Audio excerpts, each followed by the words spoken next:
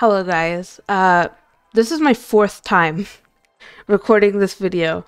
I'm not an excellent teacher, but I'm gonna try. I'm gonna do a quick rundown of what I'm gonna be going over in this video, and then I'm gonna break down each of those things, and I should break it down into chapters so that you can go to where you feel is best for you. So the first thing that I'm going to start off with is going over the brushes that I use for the process. Pretty simple. The base colors that I use, different color zones, how I kind of unify the colors, and reworking the colors. For this coloring process, these are the main brushes that I stick to. So this is just a basic. Sometimes I use this too because you could make the interesting shapes. So I can select kind of the shape that I want to do with this brush. But sometimes I may just use like a selection tool and then just fill it in with this basic brush and then clean up the edges with a softer brush sometimes to make it look nicer, but just to get a flat opaque base. The next main two brushes, this basic for flow opacity, so I could get a decent range of opaque to kind of transparent, and I also use a soft airbrush. And then the next two groups of brushes that I use a blur tool and a smudge tool. Blend in colors together. If I need something a little on the softer side, I'll use the blur tool, although I tend to stick to the smudge tool. I'm just going to quickly make a sketch for this. And if anybody's wondering what brush I'm using for the sketching here, it's from the Rakurri Brush Pack long brush, and I should put a link in the description to download the brush pack that it comes in.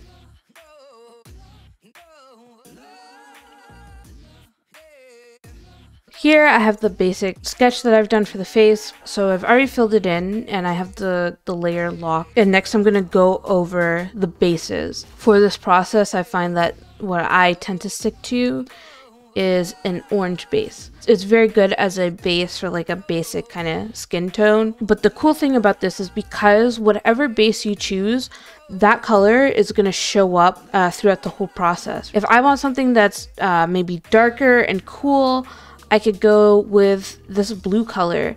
If I want something maybe a little bit more like fun, poppy, I could go with this magenta color. Magenta is a little bit cooler than red would be. Very vibrant though. I could use a green if I want to go with a different type of vibe. And I could pop up a picture here of some Kenny fan art that I did where I did use a green base for the whole picture, and especially in the skin, and I use that as a base, and then as I'm coloring too, I work that base color back into the image a lot as I'm coloring. You want to pay attention to color, temperature, value, and the general color scheme that you're going for. Again, popping up the Kenny image, I was going for an undead zombie-like effect, so that's why I went with the green undertone for everything.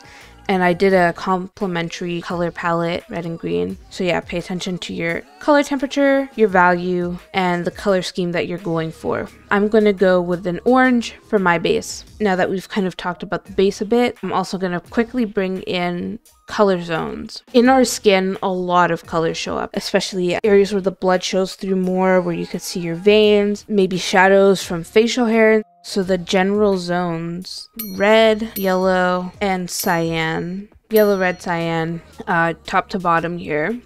So the yellow tends to be around the forehead area, especially on that inner part of the forehead. The red is where you tend to see the blush a lot. So the ears, the cheeks, nose, across the face like that. And you tend to have areas where it shows up more. And then the cyan area is on the lower half of the face, kind of like below the nose, to the chin area. And especially anybody who has facial hair or a shadow there from facial hair, it will show up a lot more. This is kind of like what the general zones look like. And I'm gonna basically repeat this onto my skin base. I tend to always start at the red zone for some reason. Yeah, so shaping those cheeks there, tip of the nose, and I'm using this round opacity brush, and I'm going with very light pressure, slowly layering on top the color. and kind of being mindful of where I want the red to show up the most. And wherever I feel I need to, I could work back in some of that orange. So I've added my blush area. I'm going to add this kind of yellow zone. I'm going to add it brightest in the center of the forehead. The center of the forehead tends to catch a lot more light than the outer edge. Yeah, more yellow at the center, and I'll slowly layer to work outwards more. And I'm going to add a little bit of cyan around the mouth like that, and then bring it up a bit more, and maybe more towards the bottom here too. Back in some of that orange. And I also like to tend to add the yellow in some highlight areas. And now I'm also going to quickly go over how I like to color shadows: dark blue, dark red, and dark green. Layering on the blue first, and I'm going to go on to add red.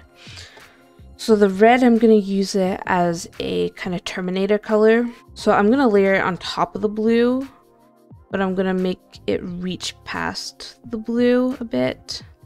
You could also add in like a brighter red to distinguish the Terminator a bit more.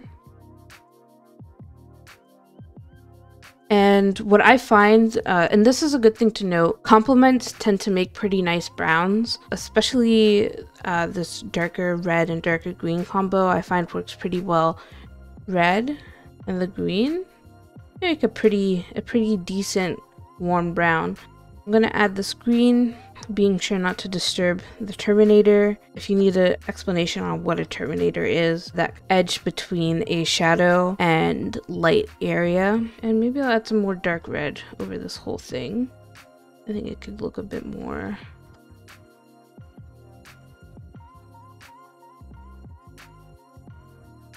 So the next part of the skin is kind of this unifying part. Depending on what you're going for, pick any color. I find that a bit of blue helps really neutralize the oranges and the reds and the yellows to start getting a more natural color. I also use gray. So for a lighter skin tone, I would use a light gray. And I find that the gray works a lot better than the white does. So I could probably take little screen grabs of each of them and compare. But I find that the gray just for me visually looks more appealing. So gray, blues, oranges, reds, those work pretty well for layering on top. With a darker skin tone, I'll tend to layer in darker red and black. So I'm going to layer on this light gray color here. I'm going to add a little bit of this blue. I'm going to try this green. Let's see what happens when I add some of this green. Let's undo the green and let's add some dark red. Some orange, maybe some more. No, that's a little too much. This process helps unify the colors, adding this flat layer completely on top, and you start to see more of what looks like an actual skin tone compared to what we had before, these very saturated colors. That's your style, you can do that. I have done some pictures before where I've colored people just straight up orange, red, and purple. But for this process, this is how I do it. The next part that I'm going to be going into, and this should be the last part, is reworking the colors. So now I have this. Maybe there's certain areas that I feel need more adjustments. Like maybe I want my shadows to be darker again. So I'm just going to go over top with this dark blue. Some more red. You could rework those colors in the color zones. I also tend to always blend back in some of that base color. So for my base, I used orange. I'm going to use some orange around the blush area here. And this helps add some vibrancy back into the skin. And it allows you to start re-adding some more of the contrast too. You probably could add more contrast in the beginning, so that it shows up more after you add those unifying layers. But yeah, I'm gonna add a little bit more cyan in here. I am gonna use the light gray in more highlight areas. Maybe I want to add this side of the face in a little bit more of a shadow. I haven't really used the airbrush at all. So here, I'll prove that I use the airbrush sometimes. It could be pretty nice in the more blushy areas. Just create a more soft blush transition. And more of that dark red into the side since it's more in shadow over there. And I'm going to use this smudge tool and shape certain areas like here. I want that shadow to be a bit more distinct over there. So I'm going to smudge these lighter parts in. Little side note, while I do this, I tend not to color pick.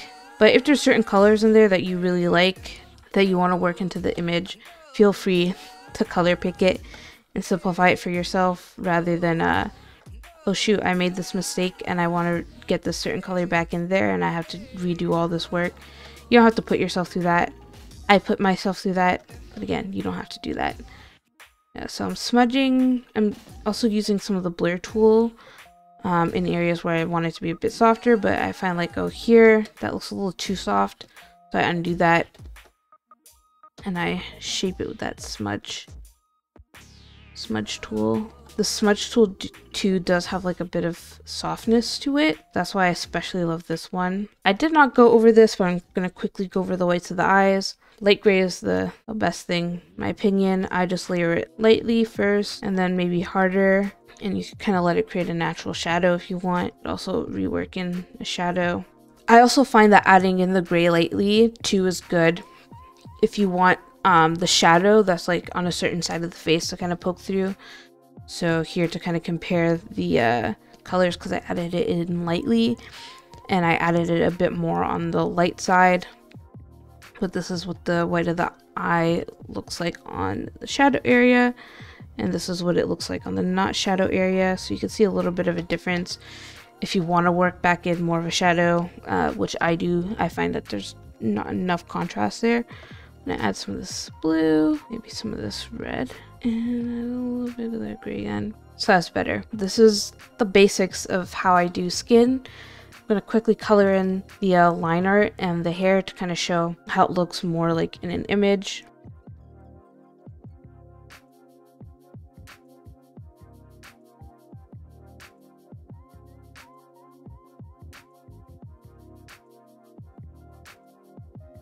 This is kind of the final look of the skin. I probably could have added more highlights, but this is again just like a demo. So I guess it's not like super important that I got all the parts of the skin worked in, but just kind of an overview of what we did again. I went over my brushes, went over the base colors, then we worked in those zones, top to bottom, yellow, red, and cyan, placing in some of the shadows if we want to. And then we work on the unifying colors and then start to rework the face. Working up and building up colors is a really good way to get those subtle shifts. To add, I'm also going to show me quickly doing a darker skin tone. If you want to see that, I did kind of explain how you can achieve that, but I think a demonstration could also be nice. I'm also going to try starting off with a different color base for this one. So I'm going to use this dark red in my blush areas.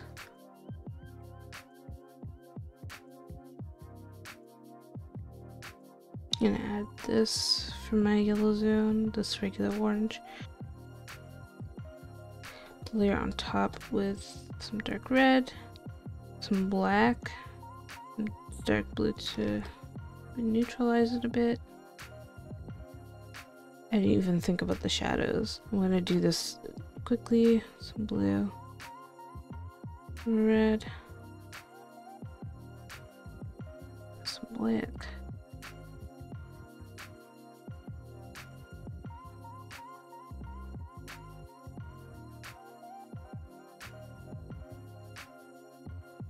Adding some of that warmth back in.